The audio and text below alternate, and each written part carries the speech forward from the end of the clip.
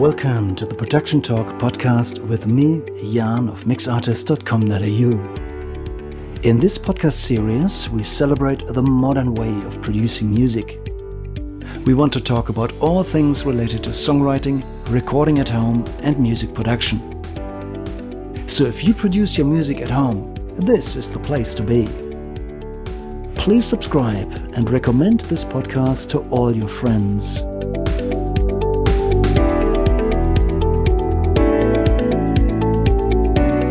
This is the Production Talk podcast, episode 30. Welcome back to another episode of the Production Talk podcast. Before we begin this episode, I'd like to acknowledge the traditional owners and custodians of the land that the following conversation was recorded on, the Arakwal people of the Bundjalung Nation, and pay my respects to ancestors and elders, past, present, and emerging. Today, we are following up on last week's episode with Saphia Stone and speak to the mastering engineer who mastered Saphia's song Long Road Home. Today's guest, Tahlia Coleman, is one of the mastering engineers at Studios 301 in Sydney, where she works among industry legends such as Leon Zavros, Simon Cohen, and Steve Smart. Studios 301's mastering department is among the most respected mastering facilities in Australia and beyond, with a worldwide clientele and countless influential releases under their belt. We are going to speak about many different aspects of mastering, the technical elements as well as the creative elements. But enough of this now. Let's go straight to the good stuff. Here is my interview with mastering engineer Tahlia Coleman. I'm absolutely amazed that you could be with me today. It's phenomenal to have you on board, and thank you so much for joining me on the podcast, Tahlia. Thank you so much. Welcome on board. Thank you. Thank you for having me. It's phenomenal to have you. Can you tell us a little bit more about yourself, about your passion, which I guess you have for music, about your career and your path? You know, you were working as a mastering engineer at Studio 301 in Sydney, which is, I guess, one of the most prestigious jobs in the country. I'm very excited about hearing more about your way to this position. Yeah. It definitely was quite unexpected. I'm not sure, when I was younger, I didn't really know audio engineering was a career. I started playing drums and I was in a lot of bands and was really excited about that. And, when you're a kid and you're thinking about your career and what you want to do when you grow up, everyone says that music's not really a good choice and how are you going to make a living from that? And I kind of, I panicked a little bit and I wasn't sure. And I saw, at concerts and in venues, live sound engineers and what they were doing. And I thought, well, that's interesting. Maybe I could do that. I could stand there. I'm still a part of music. Maybe I could be on stage and in front of the stage or, doing both of them. So I had a look around. And I found the audio engineering course at SAE, which stands for School of Audio Engineering. But they do a lot of other courses now as well. So I applied there and I got in and I studied audio and it was really cool. I had no idea what I was doing. Because, there was a lot of people in the course who were DJs or they'd had some experience. I came into it really not knowing anything. I played the drums. Okay. That's all I knew.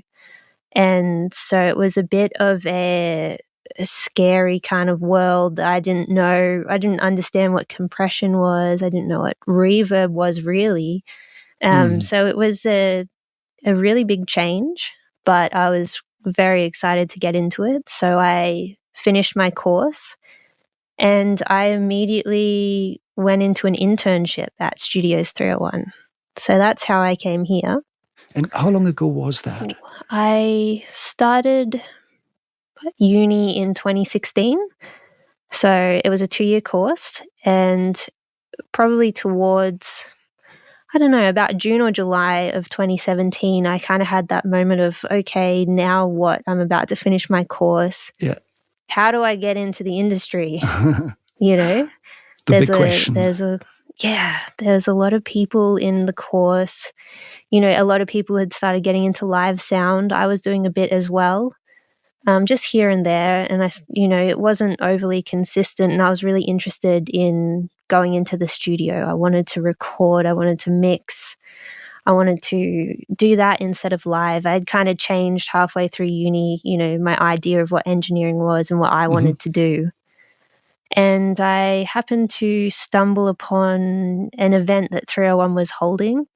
What was it for? It was for ARIA Week. Oh, yeah? Yeah, they threw an event and I put my name down and I showed up and I met everybody. And they asked if I wanted to come and intern. And so I said yes, of course. Of course. And at this time I was actually living up on the Central Coast. So I wasn't even in Sydney. And I said yes. It's like probably 3 or 4 months later, I moved out of home, came to the city and started interning here at the studio. Wow. So it was all just like, there was no breaks. It was just like finish high school, go to uni, finish uni, go straight into an internship.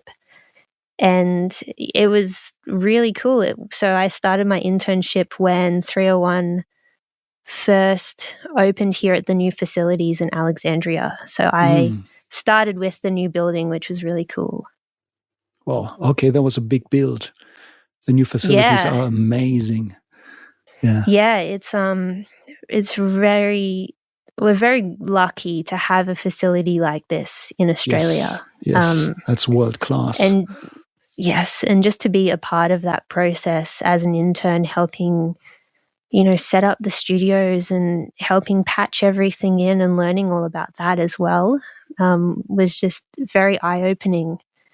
And yeah, it was just a really exciting time. I was surrounded by all these great engineers that I'd read up about, I'd seen them. They were my idols. And then I was interning in the studio with them. So it was a little bit daunting, of course. Of course, yeah. So that was kind of my path. And how I got into mastering was interesting. I was interning, and I don't know if you know Steve Smart, the mastering engineer. Yes, he's mastered my mixes before. He's a legend. He's quite legendary. Yeah. Yes. He's done some great albums in his time. And I was always a big fan. I was just a little bit too scared to talk to him because I was only like, I think I was 19 or 20, and I was pretty green. And he came up to me one day, and I had asked him a couple of questions about mastering because I was really interested in it. It seemed like such a dark art. And he said, would you like to come into the studio one day? I'm mastering from tape, which is pretty... Yeah, it's pretty big in itself. It's not common to master off tape. And he asked if I wanted to come in and be the tape operator. And I was like, yes, of course. And then I went home and Googled how to use a tape machine. I had no idea. Yeah. It's not easy. There's a lot to it. Like, it's not really something that my generation has ever used or have had to use. So I went home and I Googled it and didn't get very good answers, but I was like, I'll do my best. I'm going to come in. I'm going to work with Steve for the day and watch him master. And I really didn't know what I was doing. Like, I couldn't tension a tape. I didn't know what the buttons were. It was a good time, but I must have made a good impression because he decided to take me on and mentor me in mastering. Oh, wow. Yeah. So you learned from one of the best in the business. Yeah, exactly. Wow. So that was probably two years ago. And he just offered for me to come in and sit with him as he was mastering things. He'd explain his process. Because Steve is an analogue mastering engineer. He doesn't use any plugins. He's completely old school. Okay. So it was very different because I had started mastering digital and I was going back to analog with him. But I think it helped a lot because, you know, it's all hands-on. You're not looking at a computer screen, you're just listening. And yeah, that's so I true. just I sat in with him for a couple of years, just learning from him. And then he said, okay, now go into the studio on your own for as much time as you need. This is, you make the call when you feel ready to start mastering. And I was like, I don't know. I don't know if I'll ever be ready. And so that's, yeah, he kind of let me into his studio on my own, where I would, you know, bring in my own songs, or I'd pull up work that he had done previously and I'd master it myself. And then I'd listen to his version and see, you know, how close I'd get to it. Or if mine, you know, he was like, who knows? You might do a better job than me. We don't know. And now here I am. So I finally, you know, said probably early last year, just before lockdown, I was like, I'm ready. Let's do this. Wow. Yeah. Okay. Wow. That's that's phenomenal the progression. Story. Excellent. And tell me, what's a typical day like in the mastering engineer's world? You know, what do you do when you arrive in the morning? What do you do throughout the day? How does a day of a mastering engineer look like? I mean, it depends. I would love to say I had enough work that it was a 9-to-5 job. But if I had maybe an album or so, that would take up a whole day. I get in the morning, I turn everything on and let it kind of warm up, you know. I'll go make a coffee while everything starts up, especially all the analog equipment, you know. You just got to give it time to have its own coffee, get it some energy running through it. And then I'll normally sit for a bit and listen to a few songs that I know really well in the studio, just to like kind of reset my ears in this environment. Especially if I hadn't been in for a couple of days before, or, you know, I've had some time off, I'll come in and I'll just have a good listen, you know, and then it kind of, you know, sets my head into the right, you know, space for mastering. And then, yeah, I guess it depends on what I'm doing for the day. If it's a whole album, I like to have a quick listen through if I have time, or I'll just, you know, listen to genres that are similar to it.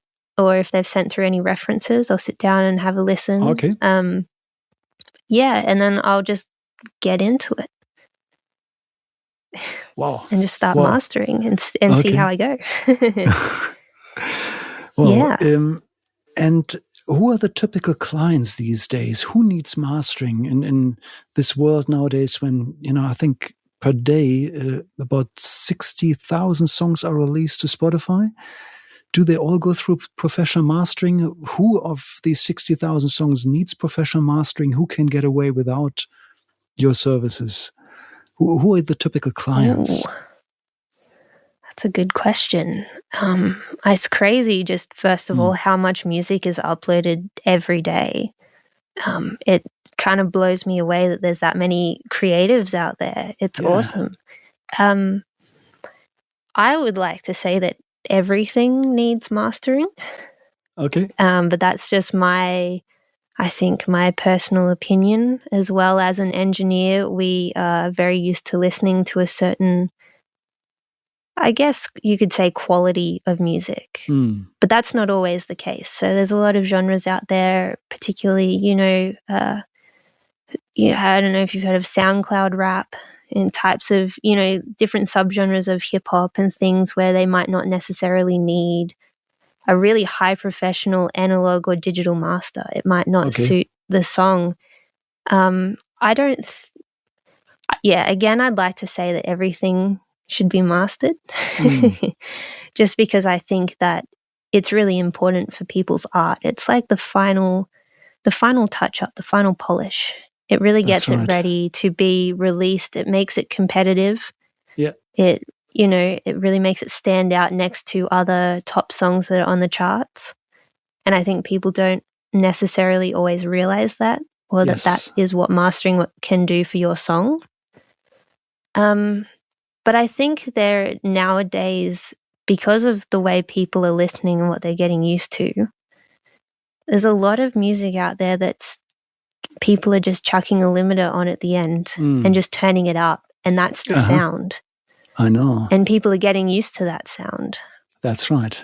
And I don't necessarily think it's a bad thing. Mm-hmm. I'm not sure what you think, but I'm dying to hear your take on that. I think it can be done better.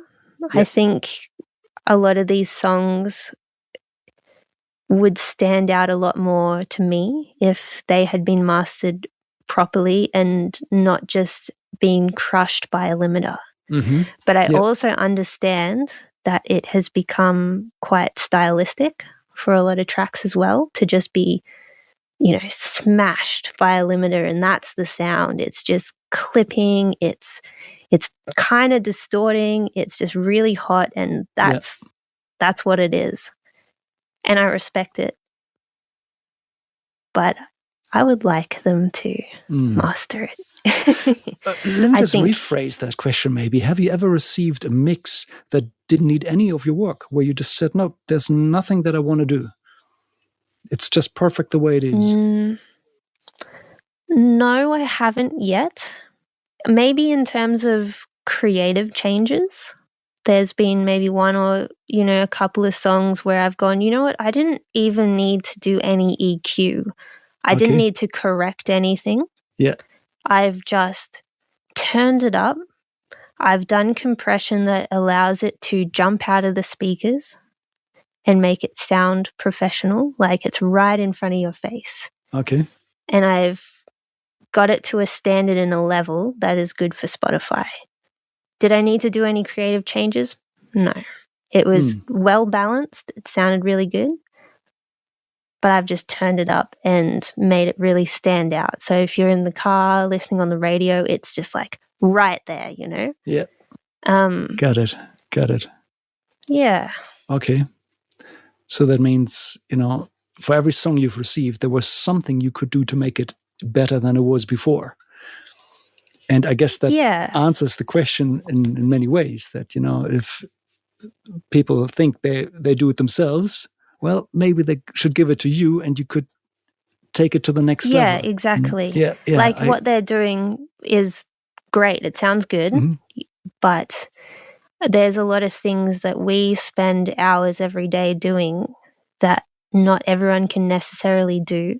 Yes. And a lot of that isn't always creative changes. So it might not always be, making that kick a little bit punchier or making it a little bit brighter, but the skills that you learn to make things louder without distortion, without losing that sonic quality of the track, and making it jump out of the speakers and sound professional, sound like it's right there with you, like you're in a live performance, that it's like it's just there in front of you. It's not sitting in the speakers. That's a different skill. And I think that is something special that mastering engineers have. And that's the difference between chucking a limiter on it and just turning it up and actually bringing out the performance of the track. Well, that is so well said. And, I once ran into a client who basically said, I mastered myself. I've got this plugin and preset 3 is the one that I always use. And I was just pulling my hair out when I heard that. And I wish that person could listen in now and hear your take on it, because that's exactly the opposite. So is it fair to say that mastering is like a custom treatment that is different for every single song? Or do you sometimes find yourself going back into the same procedures or same settings? It might be a bit different because I work in analogue now, just because of the way that I was mentored by Steve. So we can't save anything. I have to write everything. I have to write everything down by hand once I'm done. Okay. So that I can remember what I've done. Yeah. And so if I ever have to change anything, I have to go back to my notes and read what, we've done. I think if it's a particular genre, you start learning a few different skills, like, okay, well, if it's pop, we know that maybe this type of EQ really works for a radio track, or I know to put on this limiter because it's really going to get those high frequencies that if it goes through a radio, it's just going to compress it and make it sound terrible. Okay. So there's a few different, you kind of know a few techniques for different genres, or that the Amtex that we have here are really good for brass, or the Manly compressor is really good for rock. So you've got kind of, a few different tools. Yeah. But specific settings, I don't really have any. I like to just, start playing around and see what sounds good. Yeah, perfect. I spend a lot of, I would be happier to spend a little bit more time being creative and, seeing what works. And, maybe going more overtime than you normally would mastering a track, just to see what I can bring out of it, than to go, okay, well, here's my standard EQ that I know for pop, and I'm just going to chuck that on and it's going to be good. Well, my suspicion is that a lot of people who do mixing and mastering, and sometimes people refer to us as mixtering, where it's just bundled together, that's often what happens. And I know the discussion a lot from my own clients who approach me and ask, can you master as well? And then I need to sort of talk my way out of it, because I don't like to do that at all. I just don't believe that being the mix engineer and also the mastering engineer, it's just not right. Because in my mind, when I switch to mastering, I'm still actually continuing the mix. In some ways, if that makes any sense. Yeah. I understand. I think as well, there is a benefit to having a different set of ears. Yes. At the last stage of the project, I know I also do a bit of recording and mixing myself. And so I know that when you're mixing a song, you've spent so much time in that song dissecting all the parts that it can be quite hard to kind of disassociate from being a mix engineer and then mastering it. I couldn't agree more. Or you've heard it for so long, you're not hearing it in a new way. And so if I mix things, I try and recommend my clients to go with a different mastering engineer, or I tell them I need a good couple of weeks off and then I'll master it later. That's I need to really idea. separate my brain from mixing and mastering, because it's such a different process. Okay. So I do agree. I think it's really good to have just a different set of ears at the end, because there's always things that might surprise you or that, you might have missed because you've spent so long focusing on the snare or the vocals, and you've just, your picture is a little bit distorted because you might have spent weeks on it, whereas a mastering engineer spends, 45 minutes on it at most, maybe. So they're really just they're right there. Here's their first listen to it. Yep. They're doing all their changes, and then that's it. They're not playing it over and over and losing perspective. Okay. Yeah, that makes perfect sense. I often explain that it's a little bit like zooming in Pro Tools or Logic. When you mix, you're just zoomed in really deep, and you don't see the entirety anymore, but you know all the details. And it's quite different in mastering. You got to zoom out. Sorry, my chair just collapses on me. Sorry about that. That's okay. That doesn't happen every day. Surprise. This is the interlude, everybody. Not very well prepared here with my... Okay, that's better. All right. So where was I? But, when it comes to mastering, you have to zoom out and just only look at the entirety and sometimes ignore small details and, look at how the big picture comes together. Big picture works. Yeah, and exactly. It's a different mental state, isn't it? Okay. Yeah, it definitely is. Do you sometimes find yourself struggling with mix mistakes? Do you sometimes need to go back and say, listen, can we just turn that kick down by 10 dBs, please? Or otherwise it won't come together? Does that happen? Yeah, it doesn't happen often. Yeah. Fortunately, I seem to have had a good run of mix engineers. So there hasn't been too many changes. The only thing that I've come across, and this is more from maybe bedroom producers and people who have mixed things themselves, is that when working in your bedroom, it's not always well acoustically treated. So true. So sometimes I get tracks that are just insanely bright, like piercingly bright. Yeah. And I just ask them, hey, what monitors are you working from? And, they'll let me know, and I'll have a look at their little frequency, response of those monitors, and there's a massive dip, and I go, next, if you can just send me a track that's maybe not that bright next time, or if you want to send me this one again, and just calm down a little bit on that part, because it's just so bright. Or what else? People have sent me tracks that are just too loud already. Yes. And I've said, I can't really do anything else. It's already so loud that I can't turn it up. I need you to go back. I need you to turn that all the way down, because I'm not going to get the best out of your track. Yes. Because it is already it's on fire. It's cooking. Oh, okay. And there's too many cooks in the kitchen already, What's your recommendation? When people mix, should there even be a limiter involved? I think it's good to mix into a limiter of some type, because you're preparing your mix for what it's going to sound like when it's mastered. So it's just like a very kind of, quick reference of what it's going to sound like at that level. And I think there are some mixes where if they haven't done that, the balance can be quite off. The second it's too loud, suddenly that snare is just crazy, or the vocals are lost in the chorus.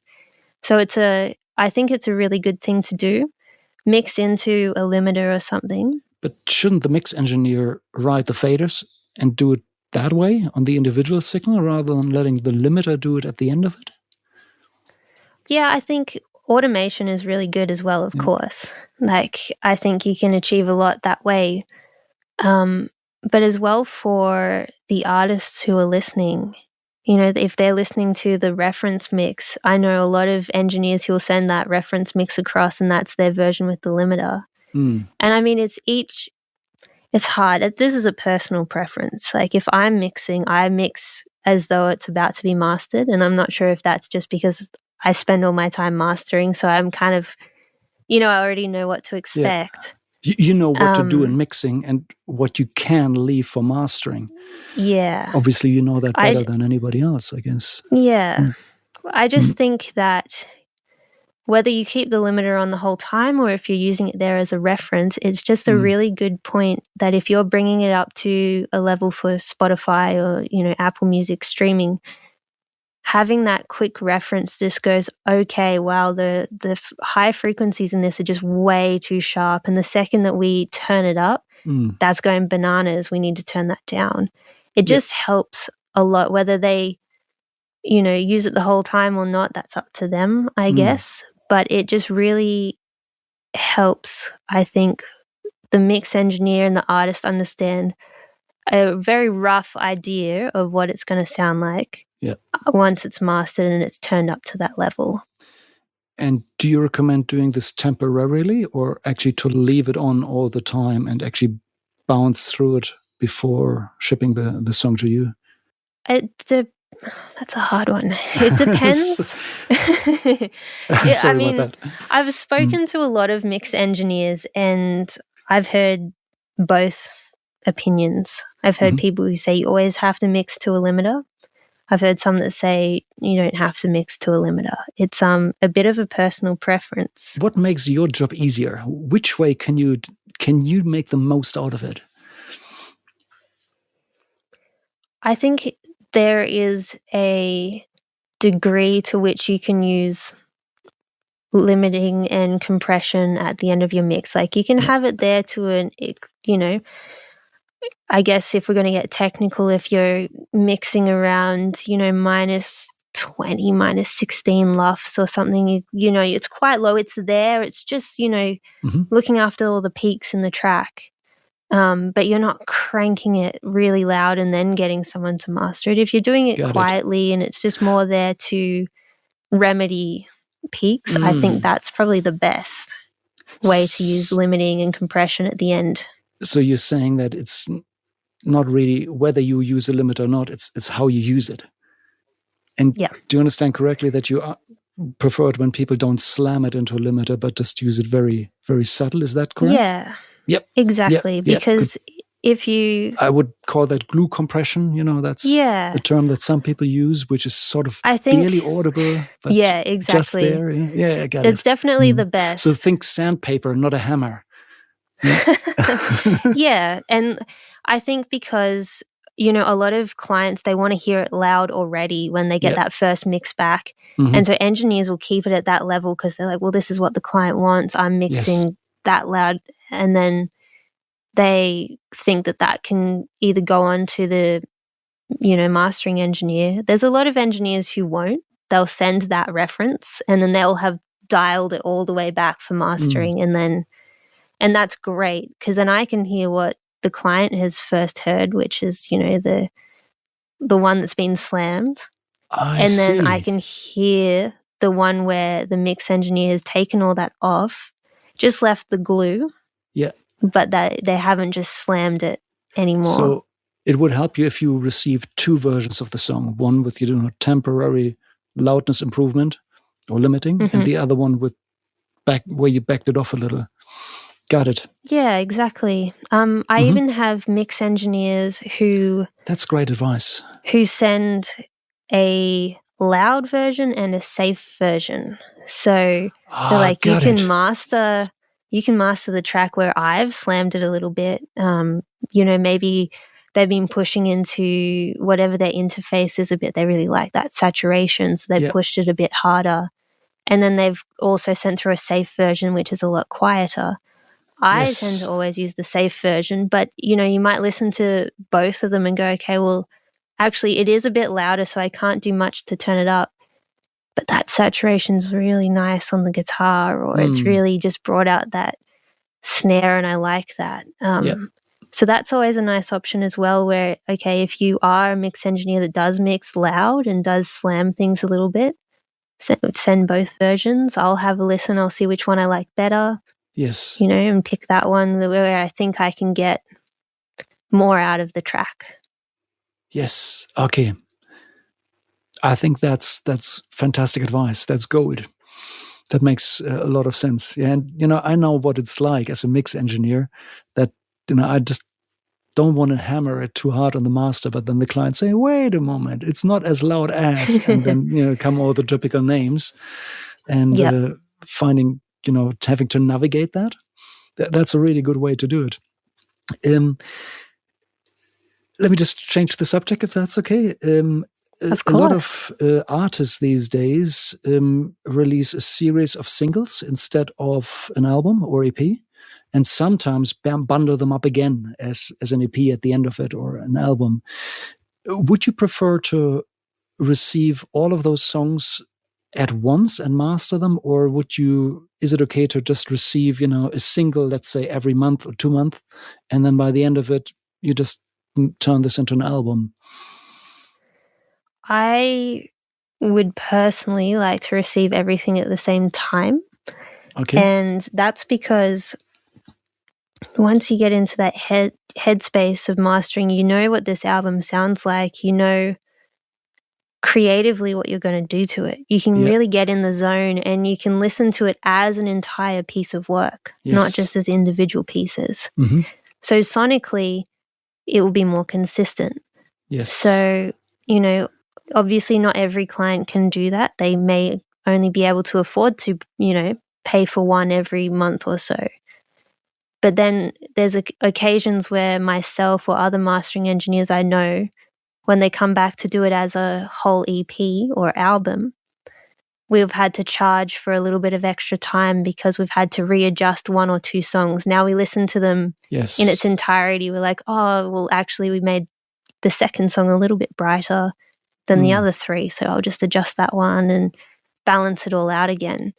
So that's the only downside. It's not the worst thing. And, it often doesn't take a long time to readjust it for an EP or an album.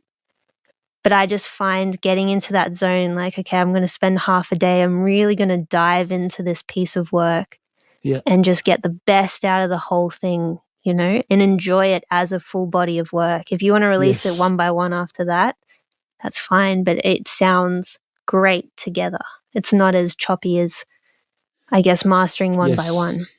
So you're saying that if you master an album, it still works as single releases. But if you do the other way around, if you have a series of singles, they don't necessarily turn into a cohesive album by the end of it. Mm-hmm. Is that right?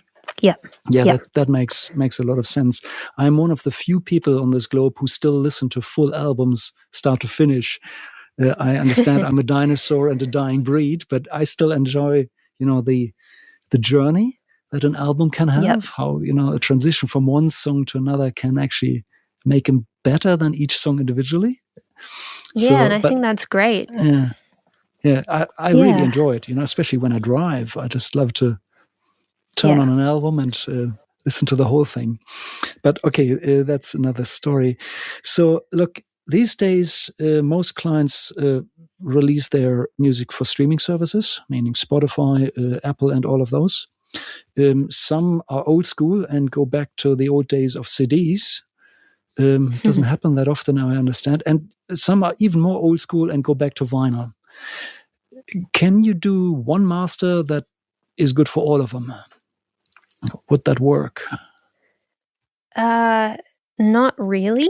Mm-hmm. So there's multiple different formats for each medium. So if we wanted to start with vinyl, that's a lot quieter than streaming. So I'm not overly technical on how vinyl is made, but, it has the little needle and that's what's reading the sound.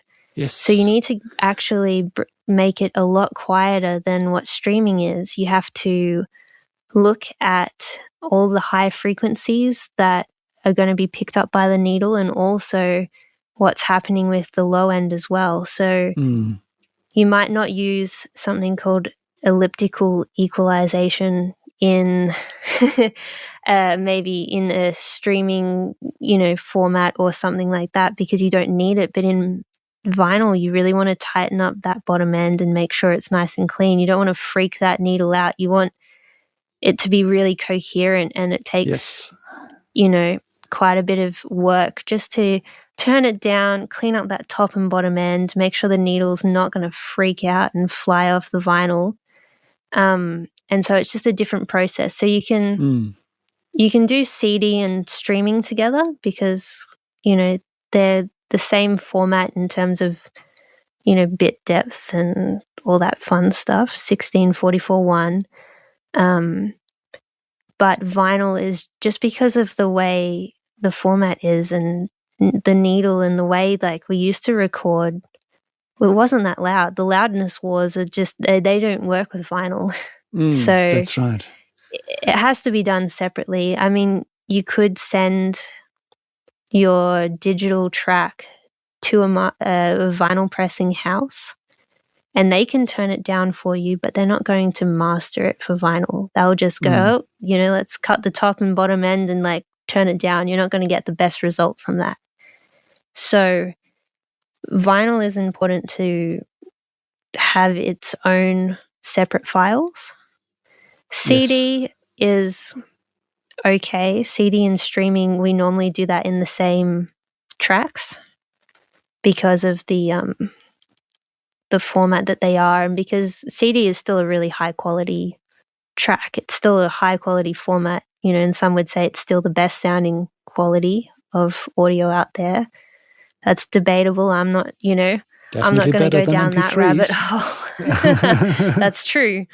That is true. So yeah, it's normally vinyl is one part just because of how old school it is and the way that a needle, turns grooves into music. It's just, it blows my mind. I don't even understand vinyl properly. It's even before my time, but CD and digital, they can be done the same. Okay. Well, that's really good to know. So if an artist wants to release their music, let's say on streaming platforms and on vinyl, they need to allocate a bit of extra budget to get a separate master for that. Okay, yeah. good.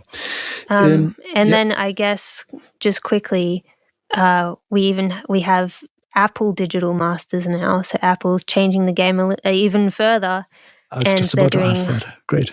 Yeah. Please explain. So Apple digital masters it's a different type of file which is higher quality than your standard digital or CD master. So it's a bit debatable. If you haven't recorded in a high quality, there's no point turning a master into high quality. And that's a conversation we have often with clients. But if you've recorded at a high quality, then I think Apple digital masters are great. Okay. And yeah, it's that's a bit of a rabbit hole as well, that one. Yeah, I know. This is probably a subject for an entire new podcast episode, but let's just very briefly just talk about how that practically works. So Apple now allows for higher sample rate, and the original sample rates definitely up to 96. I'm not really sure if they might even go higher, but they also allow for 24-bit, which is very dear to my heart. I think that's a really big step forward. And I literally switched from Tidal to Apple when they introduced that change, because I can now literally listen to lossless audio from Apple, and I personally enjoy that a lot.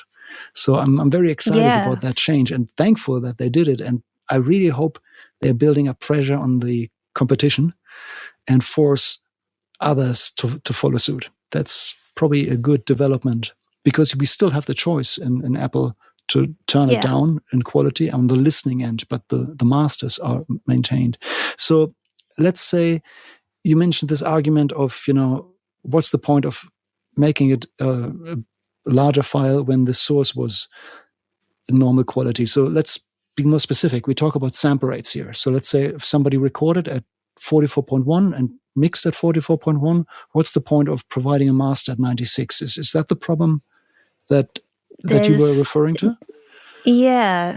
So I think people start to get a little starry-eyed about high resolution audio, and Apple, it's very glossy, it's very exciting, and it is great when it's done properly. Yes. Of course. As audiophiles, you want to hear lossless, high quality audio, and the fact that we can stream that now is really cool. But if you don't record and mix, I agree so much. But if you don't record at that sample rate, at 24-bit 96 kilohertz or 192 if you really want to go that far, but then you ask for that, you're not creating a better sound. You're actually just adding artifacts and filling in that space. Yes. It's like if you got, for people who may not completely understand, if you had a really low quality photo and you tried to blow it up, you really wanted to, get a small photo and just zoom into it, and it's just all pixelated and blurry. That's kind of the same thing. So that's right. And that's what real life is. And it's not like on television where at CSI, they just take this pixelated image and they blow it up and suddenly you see all the sharp details. That's not what life is like. That's a really good analogy. So you basically have a case there that if you want to cater for, Apple digital masters at a higher sample rate, it should start at the recording stage. Is that what you're saying? Yes. And I think that's important. I'm absolutely on board with that. That's exactly what I tell my clients, and that's how I work. No, I just try to never change the sample rate. I understand. I just decide at the beginning and carry through. I understand that. Yeah, I totally. And I know, obviously, like before Apple and creating HRA files, like high resolution audio, there wasn't really a need to record at such a high quality, especially if you're going to CD. You have to go back to 16:44:1. But now that we have this opportunity, I see a lot of mix engineers who are going back to recording 24-bit 96 or even just 24:48. Yes. And that's great because then we go into mastering. It's like perfect. We have the right, high quality version for an Apple digital master. Mm. And then I can sample rate down to create CD or Yes. MP3 or whatever they need from there. It's so much better to start high and go low than it is to go, start low and then try and go high. It doesn't really work. That is so true. And you just explained that so well. That's really good to remember. I guess we always need to consider what our computers can do, but modern computers are usually more than capable to record at a higher sample rate, and definitely 24-bit. So I would say, with sample rates, there's a certain area of discussion to be had, but when it comes to bit depth, 24-bit is mandatory. That's at least my take. When in tracking, it really makes a difference. I can hear it. If it's was recorded at 16-bit, in mixing, things turn out grainier. That's the best word I have for that, but I can pick it. Yeah. Yeah.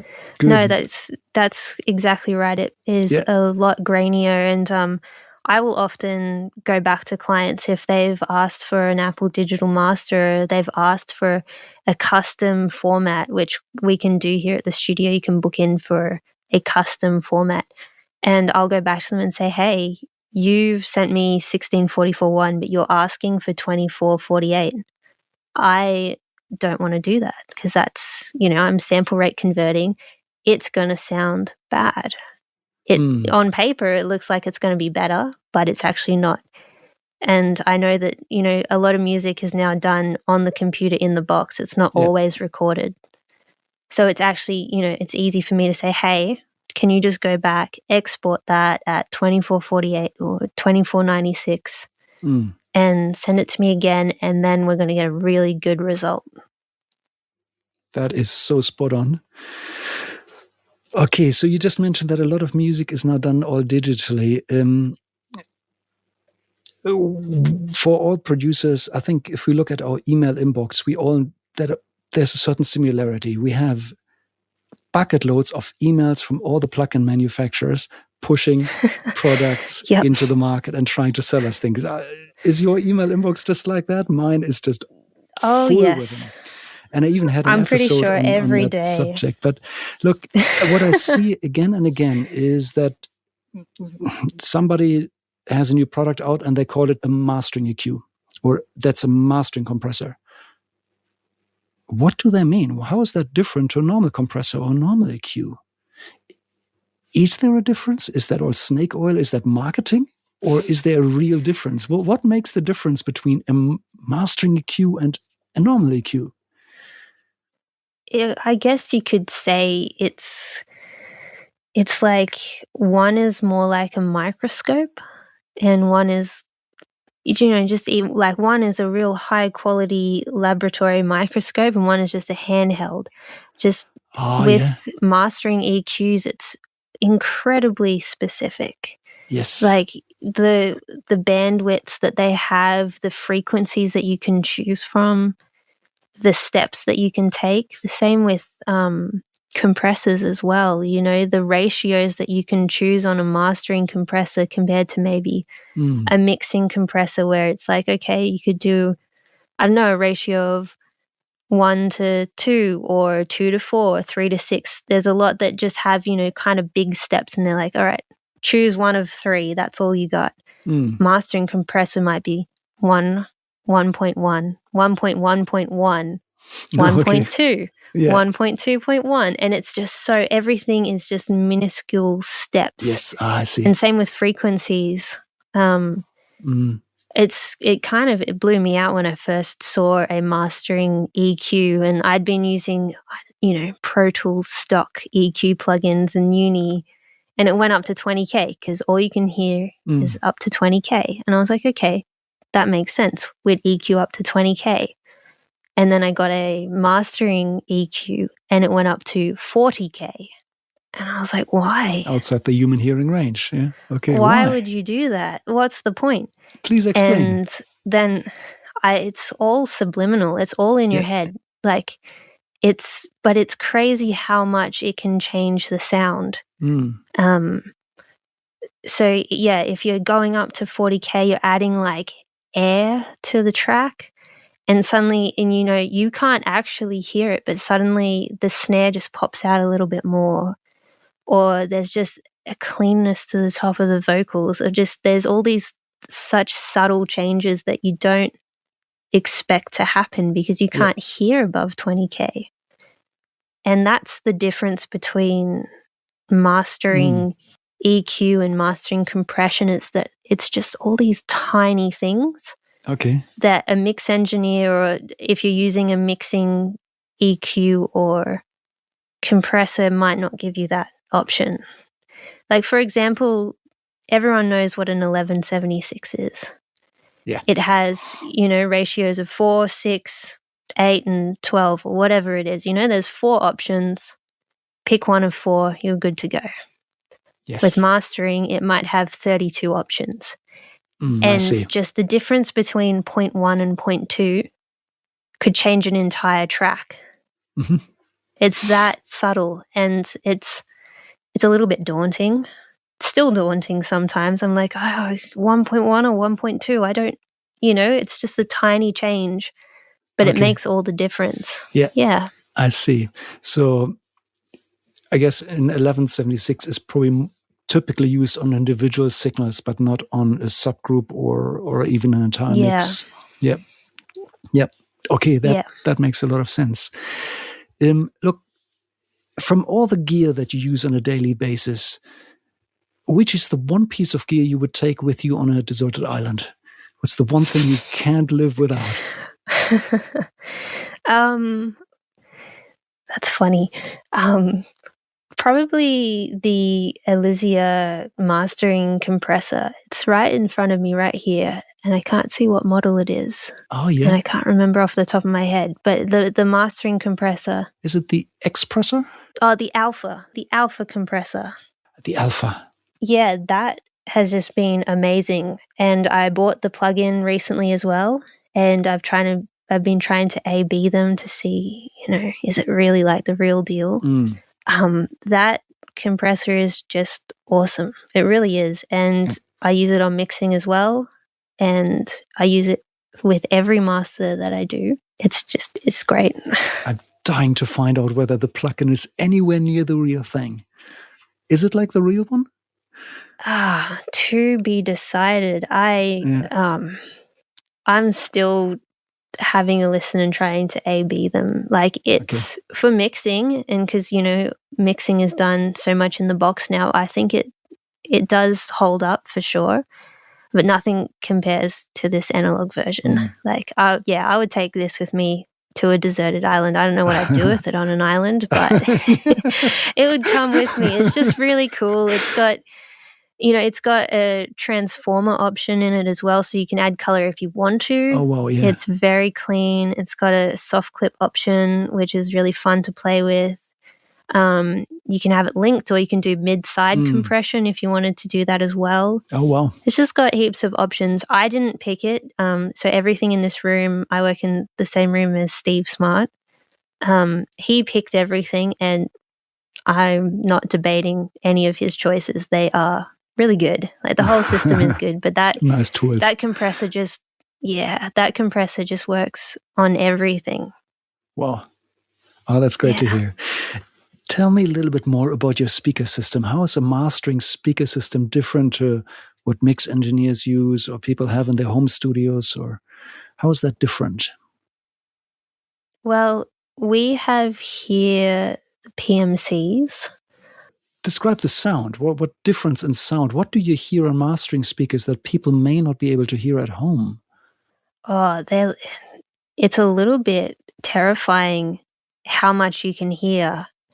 Like, they're so transparent. Okay. You can just hear absolutely everything, every little mistaken problem that you may not have heard in mixing in a different room or mixing at home. Suddenly you pull it up in here, and it's just like, oof.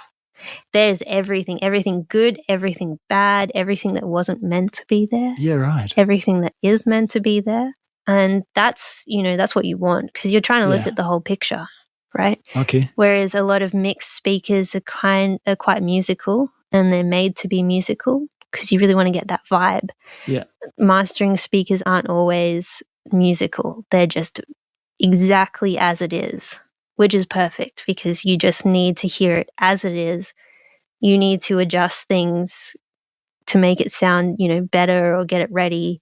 You don't want it to be musical. You don't want the vocals to be louder or, you don't want to have a massive sub because you're not here to, listen to the song necessarily as though you're, one of the many listeners out there. You're here to look at it surgically and go, okay, this is what I'm going to do to make this sound awesome.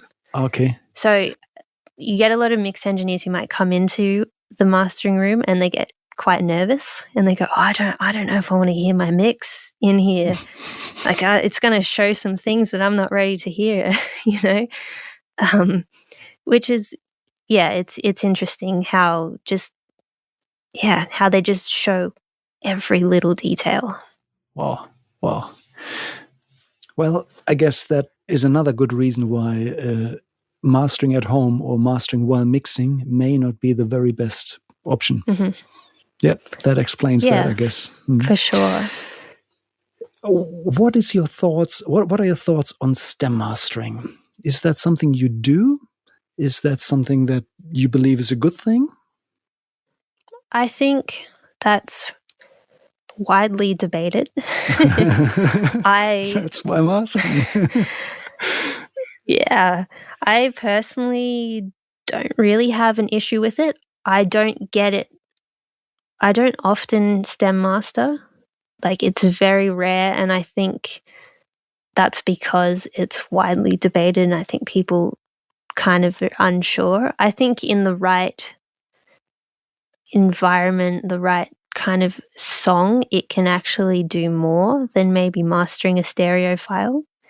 But there are often times you might get stems and you bring it up as is and you go, oh, actually, that sounds fine. I'm just going to sum it all together and just master from there. I don't actually need to adjust any of the individual files.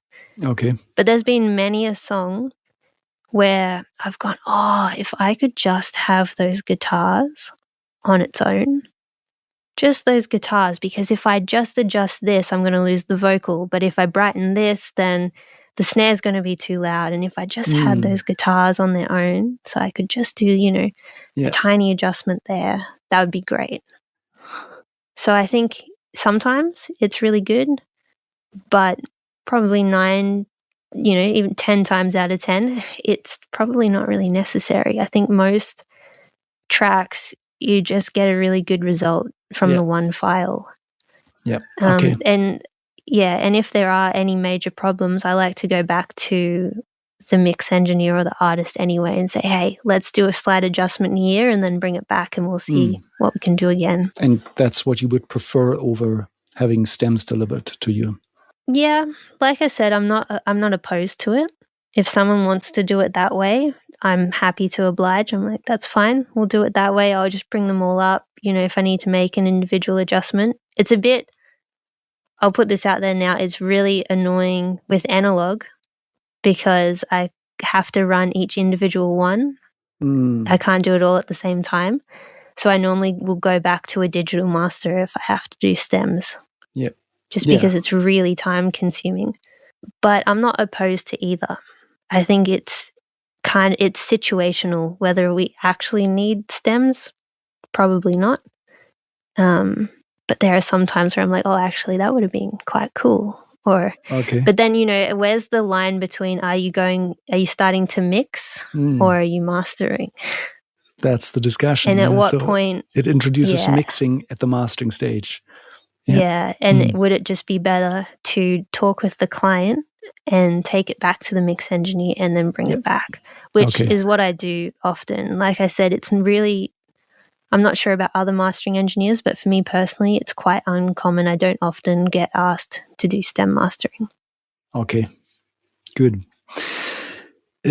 Just a couple of weeks ago, you mastered a song for my friend Saphia, which is actually a song that I mixed about a year ago. There was a lot of time in between. Oh, really? Yeah, it was a fair bit of a gap. And I would die to find out what your thoughts are about the song when you received it. Did it need much work at all? Were there any big problems with that for you? Honestly, that was a really cool song. I brought it up, and I think I was doing it on a weekend, so it was nice. I was, fresh and ready for the day, and I brought it up, and I was like, "Oh, this is really cool. This is a bit Amy Winehouse, very bluesy." I really have fun with those tracks, and because of just the genre and the style, you can do a lot of creative work. And I listened to it, and they're really good mix. Didn't have to do any corrective mastering. I just went straight into, okay, let's make this really hit. Let's really turn this into like a big piece of work so that really just sticks out, stands out. It just sounds warm. So it was quite cool. I used the Amtex on the track just to add a bit of warmth to it. And it's subtle, but it changes a lot of the sound, which was nice. And I just had a lot of fun with that one. Great. I'm so glad that you picked up on that Amy Winehouse mood, because that was literally on my mind when I was mixing it.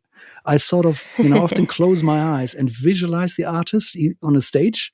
And I sort of, saw an image of Amy Winehouse and sort of replaced it with Saphia's face and saw her acting out the song. And, that's definitely something that was really deep in the mix.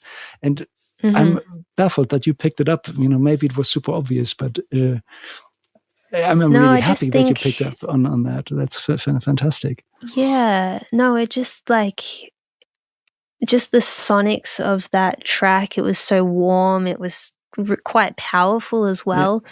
But it also felt a little bit lazy, but like in a good way, It was a little bit swung. It was just like, okay, well, the track is like that. Now, how do I do a bit of a swung, lazy, warm master, without turning it into sludge, with keeping all of that, but just making it bigger and super powerful. It was just, it was a really fun time, that one, because again, I wasn't like, whoa, that's too bright, or I really need to fix this thing that's sticking out in the master. It was just, let's just play. Let's try this out. Let's boost this. Oh, that sounds, that's a bit too much. Well, how about we try the manly compressor? Oh, that's a little bit too much saturation. It was just all about like, let's see how big we can get this and how beautiful we can get this. And it was a really fun process. Excellent. Well, I'm glad to hear that. I'm glad you enjoyed that, because I had a lot of fun mixing it. And I'm not sure if you know, but Saf recorded this song with very simple, basic means, and it was not recorded in a professional studio.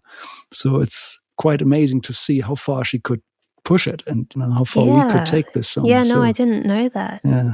It sounded beautiful.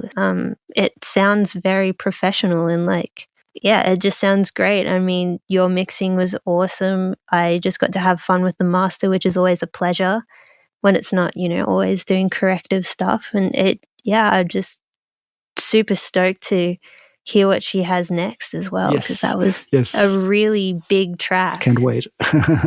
Good. Well, if somebody wants to reach out to you, what's the best method to get in contact with you?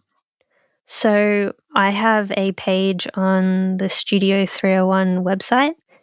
So if you go onto studios301.com, you can see the little mastering panel on the top right hand. Click on it. Yep. You can see my face.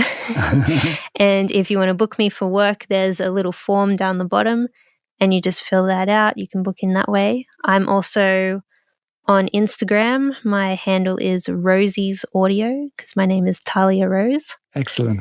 So you can find me there as well. You can always send me a message. My link to 301 is on there as well, so it all comes full circle. And that's it. Instagram Fantastic. And the website.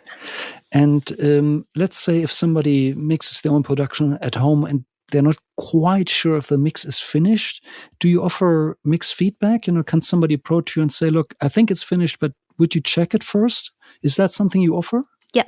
Excellent. Yeah, I've done that many times. That's very kind. Not every mastering engineer does that. Yeah, I do that personally. Also at the studio, we have our wonderful mastering assistant and mastering engineer, Harvey. He also listens to people's tracks for them as well if myself or other engineers are busy. Or, if I have time, I'll have a listen too, and I'll just say, hey, adjust this, or it sounds great. Let's go straight into mastering. Fantastic. Well, I really appreciate you spending the time with me today. It's a pleasure chatting to you. You're a wealth of wisdom. That's really good to have this discussion. And I hope to work together one day on another song. Who knows? We'll probably cross paths sooner or later. Yeah, me too. Thank you so much for being on the podcast today. Of course. It was a pleasure. Or if I'm ever up in Byron, I'll come say hi. Yes, definitely. I would love to, buy you a coffee or a lunch or whatever works for you. If you're in the area, please connect. That would be amazing. For sure. And hopefully I'll make it down to Sydney one day again as well and stop by. Yeah. Come and have a look at the mastering room. Yes. Well, I've seen the mastering rooms before. I've had the tour at 301 many times with my friend Stephen Crane. But we've never crossed paths, so I'm glad that happened today. So thank you so much for making the time today. Of course. It was fun. I really appreciate it. And I look forward to hearing your mixes soon. That would be amazing. Thank you.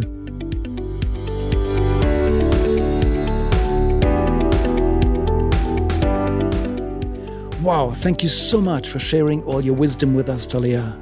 I'm looking forward to catching up again sometime and to working together on music in the future. Please check out Tahlia's work on the Studios 301 website. All the links are in the show notes. Also, if you enjoyed today's episode, please give this podcast a 5-star rating in your podcast app. And maybe even a short review. That would absolutely make my day. Thank you. Also in the show notes, you'll find the link to join the Production Talk podcast community on Facebook. That's the place to meet up with me, have discussions, ask questions, and meet heaps of like-minded people. And as we finish up this episode, please think about all your musical friends and fellow creatives. I'm sure you know somebody who would enjoy this podcast. So please pass the message on and recommend this podcast to your fellow creatives. And next week, we are going to speak to a phenomenal person, a business coach and mindset specialist, about the business side of being a self-producing musician and the challenges that come with it. This is all for today. Thank you so much for listening. Have a fantastic week and bye for now.